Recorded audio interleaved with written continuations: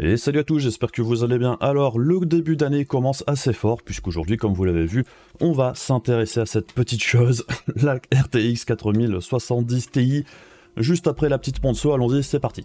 Vous avez monté un nouveau PC pour les fêtes ou vous avez besoin de passer à la dernière version d'Office, alors n'hésitez pas à profiter des promos du nouvel an de chez Godil24, avec 62% de réduction avec le code VBX62 sur les différentes versions d'Office. Il y a également 50% de réduction sur les clés Windows 10 ou Windows 11 avec le code VBX50, et il y a également des packs Windows plus Office qui peuvent être assez intéressants du coup, puisque ça fait une réduction de 62% pour les deux, et en bas de la page, le site vous indique comment utiliser son moyen de paiement par PayPal. Mais je vais vous montrer aussi directement comment ça fonctionne. Alors par exemple, moi je veux un pack Windows 10 Pro plus Office 2021, je clique sur le bouton, je rajoute au panier, j'arrive sur la page où je rajoute le code VBX62 comme vous pouvez le voir ici, et maintenant je peux passer au paiement. Et pour accéder au paiement par PayPal, vous devez juste cliquez sur continuer, vous avez après un petit récap de la commande, vous faites toujours continuer. Une fois que vous arrivez ici, vous cliquez sur choisir un moyen de paiement, vous cliquez sur PayPal et vous continuez avec votre compte PayPal comme d'habitude jusqu'à ce que vous ayez terminé. Et une fois le paiement validé, en quelques minutes vous recevrez par mail là où les clés que vous venez d'acheter, et si vous rencontrez quelques problèmes que ce soit, vous avez une assistance 24 heures sur 24, 7 jours sur 7 sur le site qui vous aidera en cas de problème. Tous les liens seront dans la description de la vidéo et comme d'habitude si vous les utilisez, eh bien merci puisque ça soutient concrètement la chaîne, et merci également à Godil24 de sponsoriser cette vidéo. Alors la 4070 Ti elle est intéressante à plusieurs niveaux, puisque déjà c'est la troisième carte qui sort sur cette génération RTX 4000 en autant de puces différentes. Et c'est aussi une carte qui a changé de nom, puisqu'à la base c'était censé être la 4080 12Go, sauf que celle-ci avait été unlaunched suite aux critiques qui avaient été faites principalement sur son nom, parce que c'était quand même assez étrange de voir une carte nommée 4092 et 16Go alors que c'était des puces totalement différentes avec des performances vraiment bien différentes. C'était pas juste la même carte avec un petit peu moins de RAM. Donc de ce point de vue-là, je trouve que le fait que la 4080 12Go soit devenue la 4070 Ti, c'est une bonne chose dans l'ensemble, et ça aurait dû être comme ça depuis le début en fait. Et la 4070 Ti, c'est aussi la première RTX 4000 qui sort après le lancement de RDNA 3, et on verra si ça a pu avoir un impact sur le tarif par exemple, mais ça on y reviendra plus tard. Mais bref, voyons ce que nous a réservé Nvidia ici pour cette RTX 4070 Ti qui sera disponible à la vente le 5 janvier pour un tarif européen annoncé de 899 €. Et pour cette carte, c'est important de le préciser, il n'y a pas de modèle Founders Edition, ça se passe uniquement avec les modèles partenaires. Au niveau de la puce qui équipe cette RTX 4070 Ti, alors on est toujours sur l'architecture Ada Lovelace, c'est le AD104, donc c'est une puce plus petite que pour la 4080 et la 4090. La fabrication de la puce, ça se passe toujours sur le process 4N de chez TSMC, et ici on a une puce de 295 mm² avec 36 milliards de transistors environ, là où par exemple sur la 4090 c'était 608 mm² avec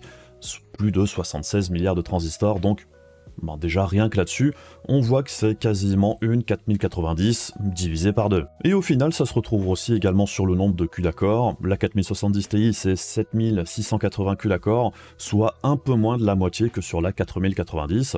On a 12 Go de RAM en GDDR6X, soit la moitié que ce que l'on a sur la 4090. Et au niveau du bus mémoire, c'est pareil. Ici, on a un bus mémoire 192 bits, là où sur la 4090, c'est un bus mémoire 384 bits. Donc, à plein de niveaux, c'est quasiment ni plus ni moins qu'une 4090 divisée par 2.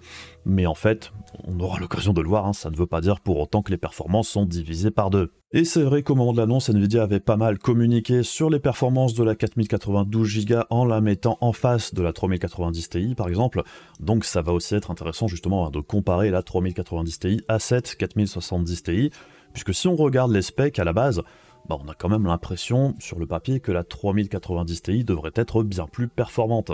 Puisque sur la 3090 Ti, on a beaucoup plus de coups d'accord, on a beaucoup plus de TMU, de ROPS, enfin bref, au niveau des specs, c'est juste beaucoup plus gros dans l'ensemble. Pareil au niveau du bus mémoire, au niveau de la bande passante, c'est plus ou moins similaire à ce que propose la 4090. Au niveau de la consommation, Nvidia nous annonce un TGP de 285 watts, ce qui est plutôt proche au final de la consommation de la RTX 4080, puisqu'on était sur du 320 watts, donc on peut s'attendre à ce que l'efficacité énergétique soit légèrement en dessous de celle de ses grandes sœurs. Mais bon, comme pour les autres RTX 4000, on s'attend à ce qu'en jeu, la consommation soit inférieure à la conso maximale annoncée la plupart du temps.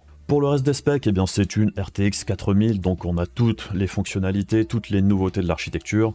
Donc on a toujours le double encodeur vidéo avec l'encodage hardware de l'EV1. Alors on attend toujours que les plateformes de streaming prennent en charge justement l'EV1 pour pouvoir profiter avec les nouveaux GPU de ces nouveaux encodeurs. Et bien évidemment, on a aussi les nouveaux CUDA Core, les nouveaux RT Core, les nouveaux Tensor Core. Enfin bref, c'est une RTX 4000 comme les autres. Et on a aussi bien évidemment pour les joueurs le DLSS 3 qui sera de la partie. Et si l'architecture Lovelace vous intéresse plus en détail, je vous invite à aller voir la vidéo que j'avais faite sur le sujet il y a quelques mois.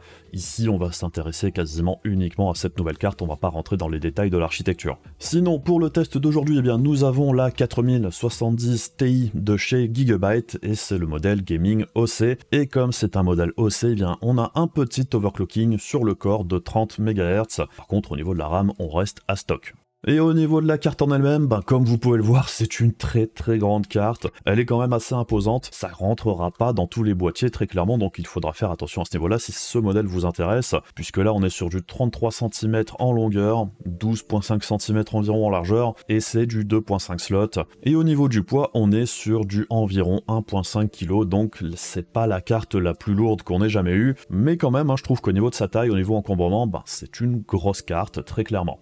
Après, en réalité, au niveau de la taille de la carte, on est plus ou moins dans les mêmes eaux que la RTX 3080 de chez Gigabyte également. C'est juste que le design change légèrement, mais au niveau encombrement, c'est plus ou moins pareil en fait. Même si, personnellement, je préfère le nouveau design ici des RTX 4000 que l'ancien. Mais bon, ça c'est les goûts et les couleurs, ça vous regarde, je dirais. Et pour ceux qui aiment le RGB, eh bien ici on a des RGB autour des ventilos et également sur la tranche, et si vous ne l'activez pas, au final ça en fera une carte relativement sobre, même si la backplate ne plaira pas forcément à tout le monde. Bon, encore une fois, les goûts et les couleurs. Au niveau des sorties vidéo, on est sur du classique pour cette génération 4000 avec 3 DisplayPort 1.4a et un HDMI 2.1. Et du côté alimentation, on retrouve le nouveau connecteur 12 HPV, et petit reproche, il est quand même assez difficile d'accès je trouve sur la carte. Je sais que pour la plupart, on ne branche et débranche pas sa carte à longueur de temps comme je peux le faire moi. Quand on a des mains de bûcheron, ici c'est quand même assez difficile d'accès et c'est pas très pratique à débrancher. Pour brancher le truc par contre ça pose pas trop de problèmes. Et comme d'habitude avec ce nouveau connecteur, si vous n'avez pas d'alimentation de dernière génération, eh bien vous avez un adaptateur qui est fourni, et ici on est sur du 2x8 pins, ce qui est un petit peu mieux que le poulpe magique qu'on avait eu sur la 4090 avec le 4x8 pins ou même le 3x8 pins de la 4080 en fait. Donc c'est un petit peu moins encombrant. Et très clairement ici on n'a pas besoin d'une très grosse alimentation pour ce GPU. Et je le rappelle également, faites quand même très attention quand vous branchez ce nouveau connecteur, qu'il soit bien enfiché correctement dans la carte et que ça clipse vraiment bien, puisque c'est la raison principale qui avait créé les problèmes de connecteurs qui fondent. C'était principalement que le connecteur était souvent pas très bien branché. Ça se voyait puisque sur les cartes qui avaient rencontré des problèmes, souvent sur le connecteur lui-même on voyait qu'il y avait un petit cercle autour comme ça, et ça voulait dire tout simplement que le connecteur était mal enfiché au final. Le problème de ce nouveau connecteur, c'est aussi qu'il est assez petit, qu'il est assez fragile dans l'ensemble, ou délicat je dirais, et on a assez facilement l'impression d'avoir bien enfiché le connecteur alors qu'en fait c'est pas le cas, et du coup après quand vous pliez un petit peu le câble, on peut le débrancher légèrement, ce qui peut créer un problème. Donc bon, restez vigilants, faites bien attention de bien le brancher, en dehors de ça, pas besoin non plus d'être parano, si c'est bien enfiché, vous ne devriez pas avoir de problème. Au niveau des températures, au niveau de l'efficacité du système de refroidissement, alors il est important de préciser qu'il y a 2 BIOS sur la carte que l'on peut changer avec un petit taquet ici. Il y a un mode silencieux et un mode overclocking. J'ai testé la carte en mode overclocking, alors la carte est très bien refroidie puisqu'on tournait quasiment tout le temps autour des 60 degrés, et la RAM elle était aux alentours des 54. Par contre, avec le BIOS OC, c'est très clairement bruyant. Enfin, la carte n'est pas silencieuse du tout dans ce mode-là. Alors, j'ai testé très brièvement en mode silence, et c'est quand même plus discret. Après, on peut utiliser le mode OC et changer la courbe sous Afterburner. Enfin bref, il y a moyen d'arranger un petit peu le truc si vous modifiez la courbe de ventilation. Sinon, en ce qui concerne le test en lui-même, on est sur le même protocole que pour mes derniers tests de GPU, sauf que l'on a quelques jeux en plus ici. J'ai rajouté Callisto Protocol, The Witcher 3 avec le dernier patch, j'ai aussi rajouté Overwatch 2, et j'ai également remplacé Spider-Man Remastered par Spider-Man Miles Morales. C'est la dernière version tout simplement. Ce qui nous ramène avec 26 jeux en rasterisation et 13 jeux avec ray tracing. On a toujours nos 4 résolutions différentes et aussi des tests en plus avec DLSS ou FSR, XSS selon les jeux et les GPU. Et quand j'utilise l'upscaling, c'est précisé. et c'est quasiment uniquement en 4K avec ray tracing d'activer, ou dans les jeux où il n'y a pas de ray tracing, du coup je le mets pas. Mais en dehors de ces slides bien spécifiques où c'est précisé que j'utilise le DLSS ou le FSR, dans tous les autres cas c'est du natif. Et comme la dernière fois, je vais commenter une partie des slides et je laisserai le reste en fin de vidéo pour que vous puissiez aller voir un petit peu plus en détail pour les jeux qui vous intéressent, et je vous invite vraiment à le faire puisque c'est important de voir un petit peu comment se comportent les GPU dans les jeux qui vous intéressent le plus, plutôt que de juste aller voir une moyenne. La moyenne, ça permet de vous faire une idée vite fait des performances d'une carte par rapport aux autres, mais ça ne vous dit pas tout pour autant. Alors on commence comme la dernière fois avec un petit point sur le DLSS 3. Alors le DLSS 3 ça continue d'évoluer tout doucement. Il y a eu quelques jeux qui ont eu le support du DLSS 3 en plus, je les ai pas tous rajoutés bien évidemment. Par contre j'ai rajouté The Witcher 3 avec le dernier patch qui a le DLSS 3, on en reparlera juste après. J'ai également eu l'occasion de tester le DLSS 3 sur Warhammer Dark Tide qui est sorti dernièrement, et dans l'ensemble ça fonctionnait plutôt pas mal et c'était plutôt convaincant dans l'ensemble.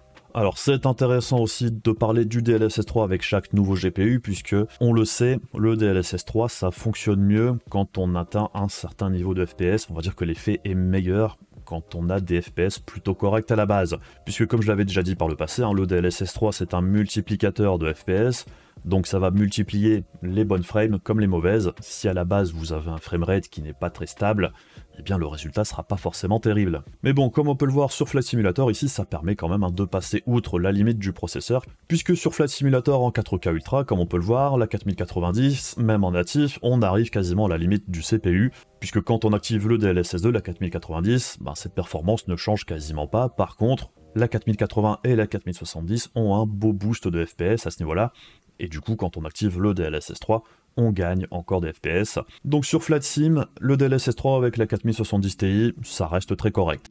Sur Replectel Requiem par contre, en 4K Ultra, on voit que la 4070 Ti, en natif, on est à 44 FPS en moyenne, et une fois qu'on active le DLSS 3, on gagne encore un petit peu en performance. Sur ce jeu-là, personnellement, je suis pas spécialement fan du DLSS 3, je trouve que ça apporte pas grand-chose. C'est à vous de voir si ça vous intéresse. Personnellement, je suis pas très client sur ce jeu-là, j'aime pas trop l'effet, je saurais pas l'expliquer, mais bon, il y a un truc qui me plaît pas. Sur Cyberpunk 2077 en 4K Ultra RT Psycho, alors c'est les conditions extrêmes je dirais ici pour toutes les cartes, on voit quand même qu'on a un gain très appréciable déjà avec le DLSS 2, et avec le DLSS 3 c'est encore mieux, et ici sur ce jeu là ça fonctionne vraiment pas mal, et c'est vraiment dommage que le patch DLSS 3 n'ait toujours pas sorti officiellement sur Cyberpunk, puisque c'est un des jeux où je trouve que l'effet est le plus convaincant, ça marche vraiment très bien. Par contre, sur Formula One 2022 avec Ray Tracing d'activer, alors là très clairement je trouve que c'est un des jeux où le DLSS 3 n'apporte pas grand chose, puisque comme on peut le voir, déjà en DLSS 2 on a un joli petit gain de performance, par contre on gagne pas grand chose à passer du DLSS 2 au DLSS 3, je trouve qu'ici on a plus d'inconvénients que d'avantages. Honnêtement sur ce jeu là pour moi il n'y a pas trop d'intérêt. Pour Spider-Man Miles Morales c'est intéressant puisque c'est un des jeux où on va aller très vite taper la limite du processeur quand on active le ray tracing. On le voit dès qu'on active le DLSS 2, et bien déjà quasiment toutes les cartes tapent la limite du CPU, et du coup quand on active le DLSS 3 ça permet d'avoir des performances en plus. Après c'est vrai qu'au niveau de la latence, la 4070 Ti sur ce jeu là avec le DLSS 3 est quand même à un niveau assez élevé, mais bon, pas dramatique non plus, sur ce type de jeu ça reste très jouable. Et enfin avec The Witcher 3, bon c'est un fonctionnement assez classique, et on voit quand même que le jeu est méga lourd avec le ray tracing d'activer à fond de balle, mais on est quand même dans des conditions de jeu bien plus agréables avec DLSS 2 et DLSS 3 qu'en natif, où là la 4070 Ti a un petit peu de mal à passer les 30 FPS. On passe maintenant sur les performances applicatives avec Blender, Open Data en 3.4.0, c'est la nouvelle version, du coup la 6800 XT a eu des performances en plus, et ça vous paraîtra peut-être un petit peu surprenant, mais avant ce nouveau patch, la 6800 XT c'était pire que ça, il reste encore pas mal de boulot je pense pour AMD pour optimiser pour Blender, pour l'instant Nvidia reste quand même loin devant. Et sous Blender, eh bien, on voit que la nouvelle architecture encore une fois s'en sort vraiment pas mal, puisque si on compare à la 3090 Ti, eh bien on gagne plus de 13% de performance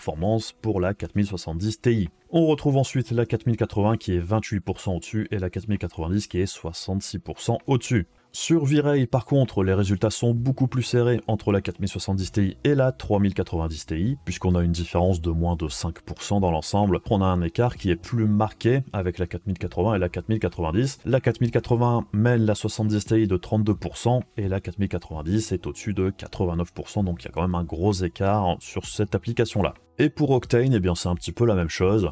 La 4070 Ti et la 3090 Ti sont relativement proches dans l'ensemble. La 4080, elle reste environ 30% au-dessus, et la 4090, 76% au-dessus. Et sur DaVinci Resolve, alors c'est de l'encodage, ici on fait du transcodage. Dans l'ensemble, on est tout légèrement moins rapide dans certaines conditions que la 4080, mais dans l'ensemble, ça reste bien plus rapide quand le double encodeur est activé que sur la génération précédente.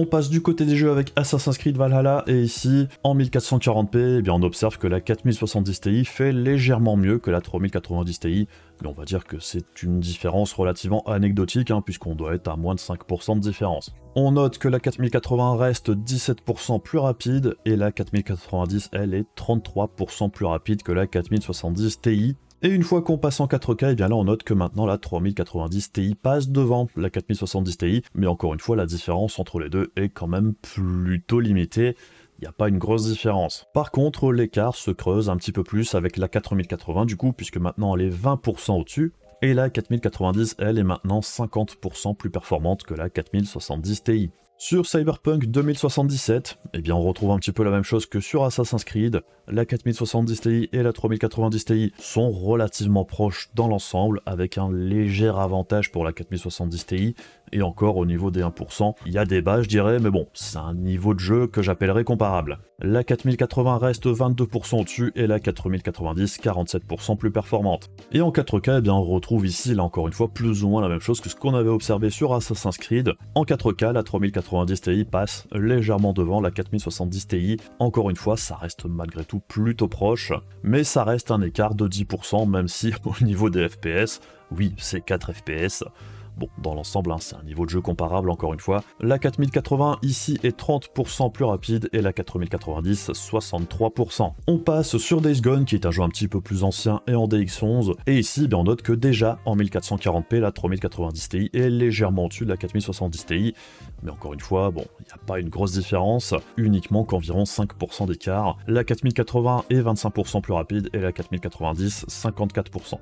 Une fois qu'on passe en 4K, sans surprise, la 3090 Ti reste devant, mais l'écart passe maintenant à 13% avec la 4070 Ti, donc ça commence à être un écart sur ce jeu un petit peu plus important. La 4080 reste 29% plus rapide et la 4090, elle, est à 69% au-dessus. On enchaîne avec Fortnite avec le dernier patch avec Unreal Engine 5.1 et ici la 4070 Ti est un petit peu plus à l'aise que la 3090 Ti en 1440p puisqu'on a 5% de plus pour la 70 Ti.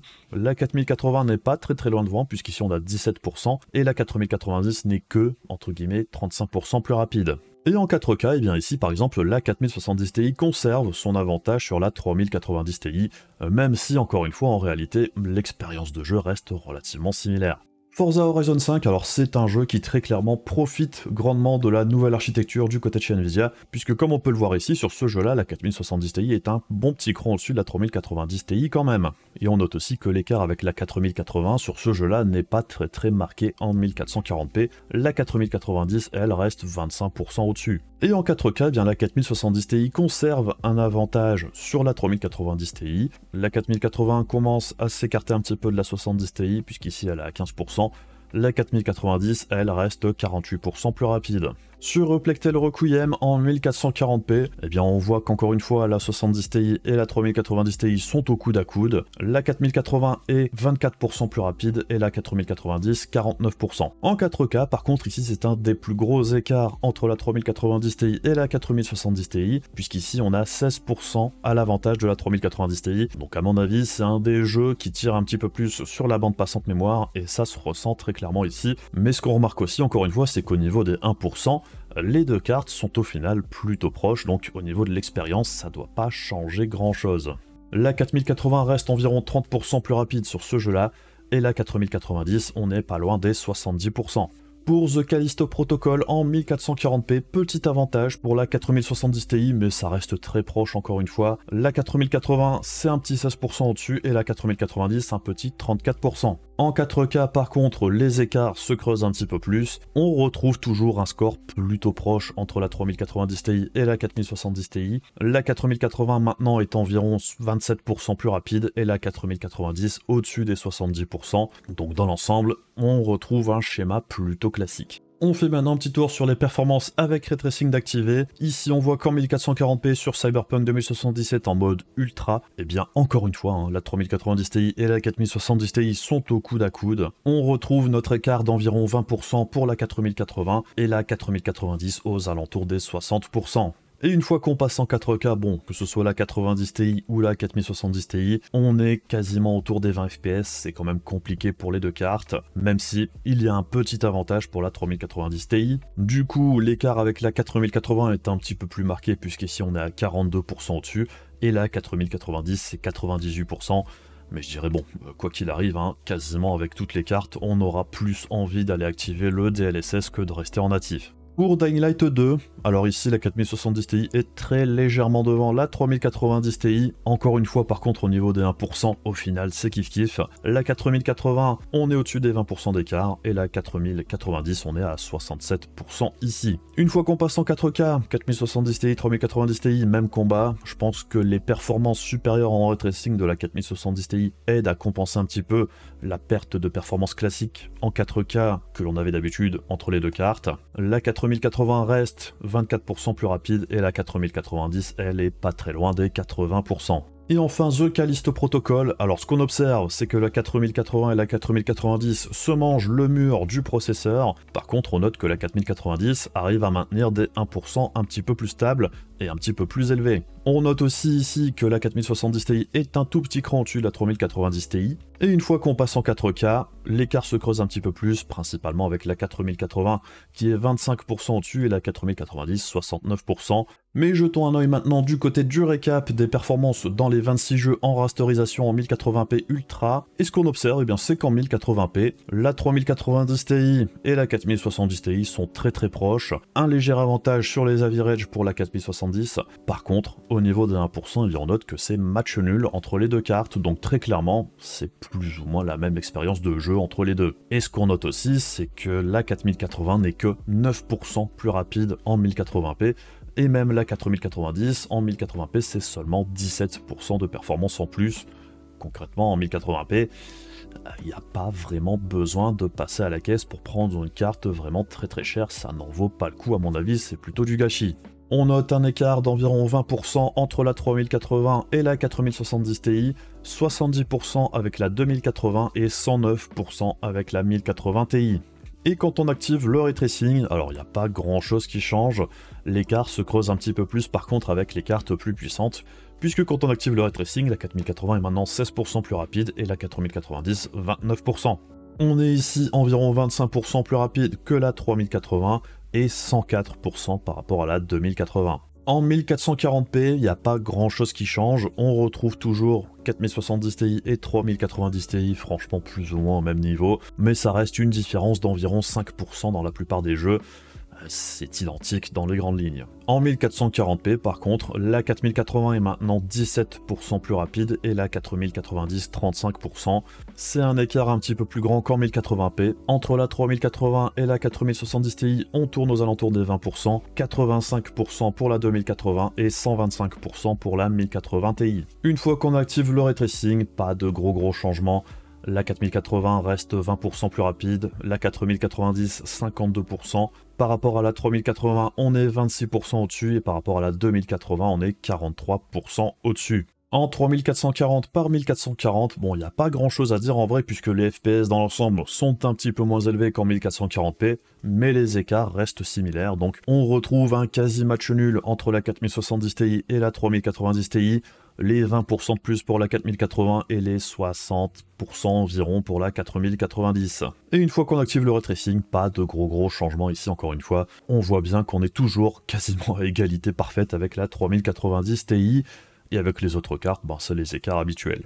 En 4K en rasterisation, on note que la 3090 Ti maintenant a un léger avantage sur la 4070 Ti, que ce soit sur les averages ou sur les 1%. Malgré tout, je pense que la 4070 Ti ici doit avoir les performances relativement proches de la 3090 classique, voire de la 3080 Ti en fait. Donc ça reste un niveau de performance quand même très bon, même si c'est maintenant en dessous de la 90 Ti. Et du coup, forcément, l'écart se creuse un petit peu plus avec la 4080, puisque c'est maintenant 26% de perf en plus pour la 4080 et 66% de perf en plus pour la 4090. La 3080, on est passé en dessous des 20%, la 2080 reste 2 fois moins rapide, et la 1080 Ti c'est 128%. Et quand on active le ray tracing, eh bien on voit maintenant que la 3090 Ti et la 4070 Ti reviennent un petit peu plus proches, aidés très certainement par les performances supérieures de la nouvelle architecture en ray tracing particulièrement. Malgré tout, la 4080 reste 26% plus performante dans ces conditions-là, et la 4090 74%. Par rapport à la 3080, on est 22% au-dessus. La 2080, bon bah c'est quasiment inutilisable dans ces conditions-là sans upscaling. Et la 6800 XT est elle aussi quand même en grande difficulté. On passe maintenant du côté de l'efficacité énergétique, et comme on pouvait s'y attendre, eh bien la 4070 Ti fait légèrement moins bien que la 4080 et la 4090. Alors c'est pas que la carte soit mauvaise au niveau de l'efficacité énergétique, c'est juste que tout simplement, par exemple en 1080p, la 4080 et la 4090 vont aller taper la limite du processeur beaucoup plus souvent que la 4070 Ti, ce qui fait que celle-ci, la plupart du temps, va être plus proche de son TGP max que les deux autres cartes, ce qui explique du coup que c'est un petit peu moins bien que les deux cartes les plus puissantes. Malgré tout, si on compare ça à la 3090 Ti, on est quand même bien en dessous, c'est une carte qui reste bien plus efficace que l'ancienne génération. Petit tour rapide du côté de l'overclocking et de l'undervolting. Alors, on voit qu'à stock sur Cyberpunk 2077 en 4K Ultra sans ray tracing, on voit qu'on consomme 258 watts en moyenne pour quasiment 43 FPS en average. On voit qu'avec de l'overclocking, donc on a augmenté le power limit à 119%, 200 MHz au core et 500 MHz à la RAM. On consomme maintenant 265 watts, ce qui change pas grand chose, et au niveau des performances, c'est quasiment pareil. Pas vraiment de changement ici en fait. Je ne sais pas si c'est pareil dans les autres jeux, mais sur Cyberpunk en tout cas, l'overclocking ne servait quasiment à rien. Par contre, l'undervolting, eh bien on a toujours un gain potentiellement intéressant, puisqu'à 80% de power limit, 150 MHz au core et 500 à la RAM, eh bien on a des performances relativement proches des performances à stock, et on consomme 232 watts. Donc une légère baisse de consommation pour des performances relativement identiques. On voit par contre que quand on passe à 70% de power limit, on commence à perdre un petit peu de performance, ce qui est plus tôt qu'avec les 4080 et 4090, à 70% avec les deux autres cartes, on se maintenait un petit peu mieux, on était à des performances toujours similaires à stock, maintenant on a un tout petit cran en dessous ici. Et en réalité, ça rejoint juste plus ou moins l'histoire de l'efficacité énergétique qui est un petit peu moins bonne sur la 4070 Ti, donc c'est plutôt logique en fait. Et on voit que quand on arrive à 60% de power limit, et bien là on commence à perdre quand même pas mal au niveau des performances, ça descend un petit peu plus. Certes, on consomme beaucoup moins aussi, bon, ça paraît plutôt logique malgré tout. Pour une carte à environ 180 watts, c'est pas si mal. On arrive maintenant du côté du scaling en rasterisation par résolution, et c'est intéressant de voir ici que la 4070 Ti, comme on l'a vu dans le test par rapport à la 3090 Ti, eh bien on voit que quand on monte en résolution, la 4070 Ti perd plus vite ses performances, ce qui est somme toute relativement logique. Rien de dramatique pour autant, et on peut observer même que c'est un scaling relativement proche de celui de la 6800 XT ou de la 3080, donc ça se passe pas si mal que ça pour la 4070 Ti, malgré son bus mémoire quand même assez restreint. On voit qu'ici le cache de niveau 2 l'a quand même pas mal aidé. Malgré tout, la 4080 et la 4090 gardent un bien meilleur scaling dans l'ensemble. Et au niveau du scaling en ray tracing, bon pas de grosse surprise, c'est un petit peu la même chose ici, et on note encore une fois que la 4090 est clairement un cran au-dessus de tout le monde, puisque c'est celle qui va perdre le moins de performance dans l'ensemble. Et on note ici l'impact de l'activation du ray tracing sur les performances des différentes cartes. Encore une fois, on voit que la 4080 et la 4090 sont clairement un petit cran au-dessus de toutes les autres cartes. La 4070 Ti au final a un comportement relativement proche de la 3090 Ti. Alors une fois qu'on a vu tout ça, eh bien au niveau des performances c'est relativement intéressant, puisqu'on voit que la 4070 Ti fait grosso modo jeu égal avec la 3090 Ti jusqu'en 3440 par 1440. Il y a des fois elle est légèrement au-dessus, des fois elle est légèrement en dessous, mais on va dire que bon, c'est la même chose.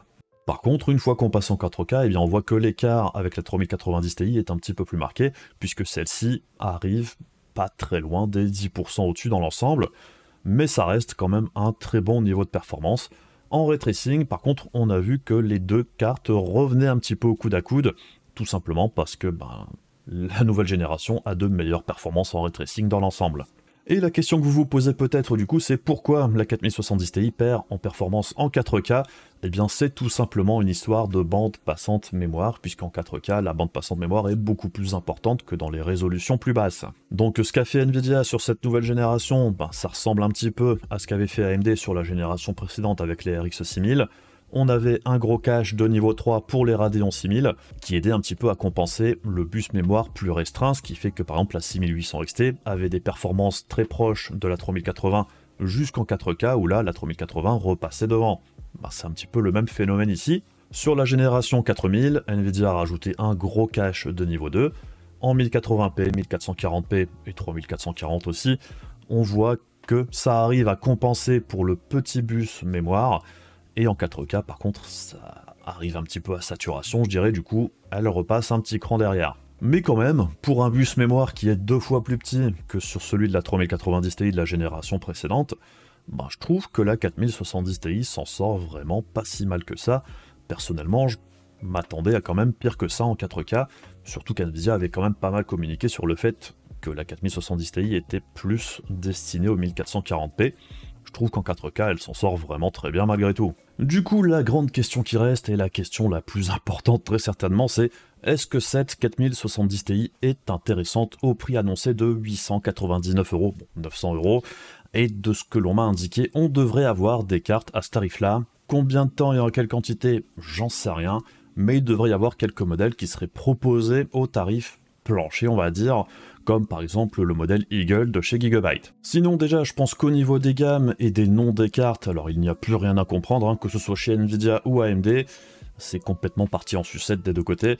Déjà chez Nvidia, on a eu un saut de tarif d'un cran à gamme équivalente d'une génération à l'autre, donc très clairement, toutes les RTX 4000 à gamme équivalente sont plus chères qu'avant, ça on l'avait bien remarqué. Et chez AMD, c'est pas beaucoup mieux en fait, puisque la 7900 XTX, qui ne concurrence plus la gamme 90, aurait dû en toute logique s'appeler 7800 XTX, pourquoi pas, et elle aurait dû coûter moins cher aussi pendant qu'on y est. Et la 7900 XT, comme je le dis depuis le début, pour moi ça aurait dû être la 7800 XT. Sinon, pour revenir à la 4070 Ti, alors il y a plusieurs façons de voir les choses. Si on choisit de la comparer à la 3090 Ti, ou la 3090, ou la 3080 Ti, au tarif de lancement, c'est beaucoup mieux au niveau du performance prix que les cartes de l'ancienne génération. Pareil, si on compare la 4070 Ti à la 4080, la 4080 elle est 55% plus chère pour 20% de performance en plus.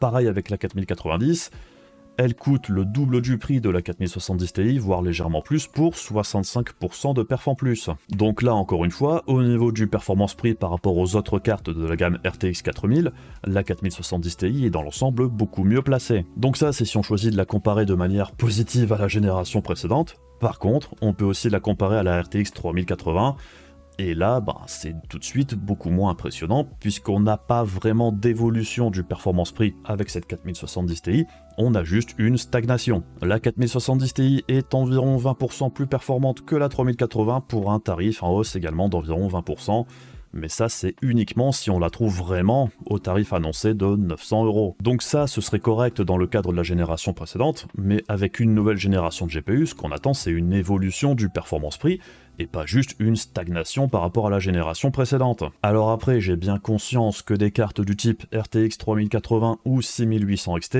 je pense que ce soit pour Nvidia ou AMD, pour l'instant on n'est pas prêt d'en revoir de sitôt, et c'est quand même plutôt dommage. Donc personnellement, j'aurais préféré voir la 4070 Ti avec un MSRP à 700 $ et non pas à 800 $. Ça nous aurait amené la carte à 800 € chez nous environ avec la conversion et les taxes en plus, et on aurait eu environ 20% de performance en plus par rapport à la 3080 pour 10% de prix en plus. Ça aurait été déjà un petit peu plus sympa pour une nouvelle génération, mais ça aurait pas été la dinguerie non plus. Et même vis-à-vis du tarif de la 3070 Ti de la génération précédente, si on avait eu une augmentation de 600 à 700 $, alors ça fait jamais plaisir, mais c'était au moins cohérent également avec l'augmentation de prix de la 3090 vers la 4090 par exemple. Si on avait juste eu une augmentation de 100 balles sur toute la gamme généralisée dans la gamme d'Nvidia, bon, c'est pas plaisant, mais on va dire que ça aurait été relativement acceptable. Ici, entre la 3070 Ti et la 4070 Ti, on a 50% de performance en plus. On aurait dit, bon, ok, Et par rapport aux cartes de la concurrence, eh bien si AMD avait tenu ses promesses au niveau de ses performances, ou si ils avaient du coup ajusté les tarifs à quelque chose de plus raisonnable et pas juste se caler tout juste derrière les cartes d'NVIDIA, ben, je pense qu'on aurait aussi pu avoir cette 4070 Ti à un tarif inférieur. 700 $, ça m'aurait paru plutôt cohérent. Puisque la carte d'AMD qui rentre en compétition directe avec la 4070 Ti, ben c'est la 7900 XT qui coûte 100 $ de plus. La 7900 XT est légèrement au-dessus en raster, elle est légèrement en dessous en ray tracing. Dans l'ensemble, les cartes sont plutôt comparables. L'avantage de la 7900 XT, on va dire, ben c'est qu'elle a 20 Go de RAM au lieu de 12 sur la 4070 Ti. C'est son gros argument, je dirais, mais du coup que la 4070 Ti soit moins chère que cette 7900 XT, ça paraît plutôt cohérent. Mais bon, on le sait tous aussi, la 7900 XT, quasiment personne n'en veut puisque son prix est beaucoup trop proche du tarif de la 7900 XTX, et comme je le dis depuis le début, elle aurait dû coûter au minimum 200 balles de moins par rapport à la XTX, ça aurait été plus cohérent, et pas juste 100 $ en moins. Par contre, le fait que cette 4070 Ti existe pour moins cher que la 7900 XT, ben ça poussera peut-être AMD justement à devoir baisser le tarif de la 7900 XT, qui n'est pas du tout adapté depuis son lancement. Et si on compare maintenant avec la 7900 XTX, alors déjà le gros problème de la XTX, ben c'est aussi surtout son modèle de référence qui a pas mal de soucis et qui semble avoir un problème de conception au niveau des chambres à vapeur, donc le système de refroidissement. Il y a clairement un problème, comme l'a été remonté il y a quelques jours par Derbauer. Alors ça semble être une mauvaise série, et un problème de pas assez de liquide dans les chambres à vapeur, ce qui est quand même un petit peu moche. Tout le monde n'est pas concerné apparemment, mais c'est vrai qu'en l'état et en attendant qu'AMD communique un petit peu plus sur le sujet, c'est difficile de recommander le modèle de référence. Du coup, ça nous laisse avec les modèles custom, et ceux-ci sont quand même beaucoup plus chers que le modèle de ref, puisque on passe de 1130 balles à 1250 voire 1300 €. Mais bon, la 7900 XTX de ref, c'est 28% de prix en plus pour 25% de perf en plus, et des performances en ray tracing relativement similaires, ça paraît plutôt cohérent, c'est plutôt linéaire, pourquoi pas. Mais si on prend un modèle custom, même à 1250 €, ben c'est quasi 40% de prix en plus pour 30% de performance en plus, pas super intéressant dans l'absolu. Donc bref, pour le moment, ben, sur le marché du neuf, il n'y a pas grand chose d'autre à se mettre sous la dent pour ce type de performance. Vu que les RTX 3000 équivalentes ont quasiment disparu du marché, je pense que le gros du stock a été écoulé, il reste quelques fonds de tiroir et ils sont proposés à des tarifs absolument délirants. Et c'est un petit peu pareil du côté de chez AMD, tout ce qui est 6900 XT ou 6950 XT, ben il en reste quasiment plus ou pas à des tarifs intéressants. On a encore un petit peu de 6800 XT, mais elle a tendance à grimper au niveau du tarif également. Du coup, ben pour un budget de moins de 1000 balles, enfin entre 700 et 1000 balles on va dire, ben il n'y a que la 4070 Ti actuellement. Mais bon, ça c'est valable uniquement si la 4070 Ti se trouve à 900 € de façon plutôt simple, puisque si on est à 1000 balles et plus, ben on tombe dans la même catégorie que la 7900 XT, et là c'est pas intéressant du tout. Donc bref, niveau tarif, ça reste très cher, trop cher à mon goût très clairement, mais bon, ça a au moins le mérite d'être proposé à un performance-prix équivalent à une des meilleures cartes de la génération précédente, et dans l'absolu c'est beaucoup mieux comparé à la 4080 ou à la 7900 XT, mais ça on va dire que c'était pas très compliqué.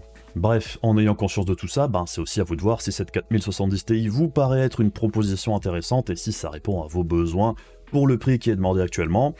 On reste sur une carte avec des perfs très proches de la 3090 Ti dans l'ensemble, et ça fait largement le taf en 1440p, et même en 4K ça se défend vraiment pas mal. Personnellement j'aurais préféré qu'elle soit au moins 100 € en dessous pour faire avancer un petit peu le performance prix dans le bon sens, mais bon, sur le marché du neuf, encore une fois, il n'y a rien d'autre actuellement.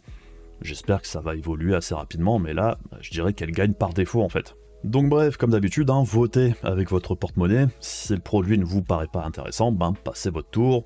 Personnellement, si je devais acheter quelque chose à l'heure actuelle, j'essaierais de trouver justement une 6800 XT ou une 3080 d'occasion. Je pense que c'est toujours là, encore une fois, qu'on trouve les meilleures affaires. Et sinon, en dehors de ça, je m'équiperai d'une carte moins puissante pour patienter. On a un petit peu plus de choix sur le milieu bas de gamme.